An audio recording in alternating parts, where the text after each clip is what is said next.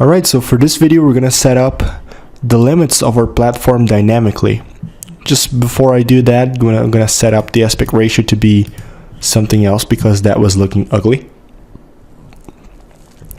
And this is pretty simple actually, based on a lot of stuff we've already studied. So we just need to get the rightmost bit of our screen, which is going to be at this point. But if we center our platform on this position, we'll end up having that it's off screen by half of its size. So what we can do is just center it by this position minus half of its x size, right? Because if this is its full x size, half of its x size is going to give me this position.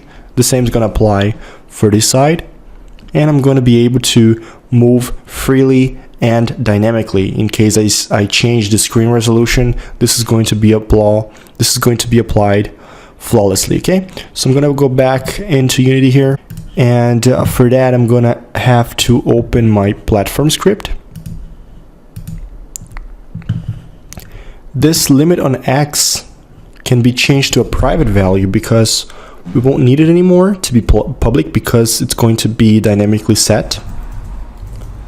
And I'm also going to rename it refactoring and change its name to limit on x. So everything that has this reference gets its name changed to underscore limit on x. And in the start function, I can set this limit dynamically.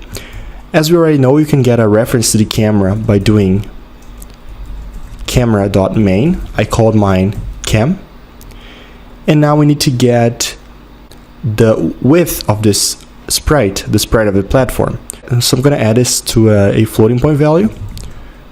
So platform width.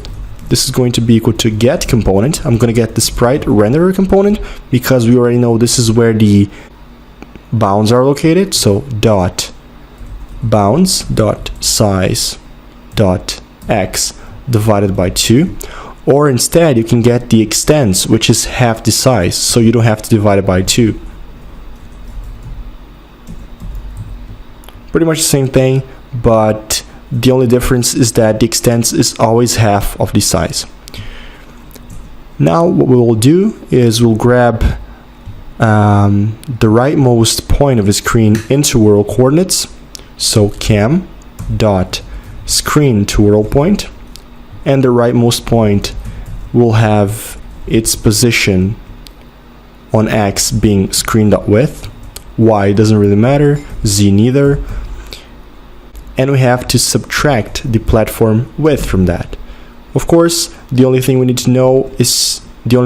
do now is to apply this back to the limit on x.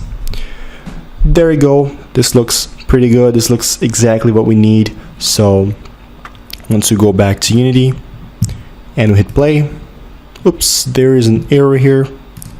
Of course, I'm grabbing the point in the world space, but I actually just need the x component of that point, so dot x. Otherwise I would be subtracting a vector 3 from a float, and this is not allowed operation, so I need to be float. The x component is a floating point, the platform width is a floating point, so now we have an allowed operation, and this is good to go. So if we go back to Unity, this guy should be all set, and if I hit play, let's try to move our platform, and it's just perfect. Okay, so in case I change my aspect ratio, let's do something more extreme. Let's go for this one, and we can move to the borders of our screen. That looks just beautiful. So we can play our game a little bit. It's working, it's just fine. Of course, as said, there are some animations lacking. We need to put sound on this. We need to put particles to make it shine, to make it beautiful. And we're going to do this from the next lecture on. Okay, so in the next lecture, we're going to start setting up our particles. There will be particles when we hit the platform. There will be particles when we destroy a block. It's going to be amazing. But For this lecture, this is it, and I'll wait you in the next one.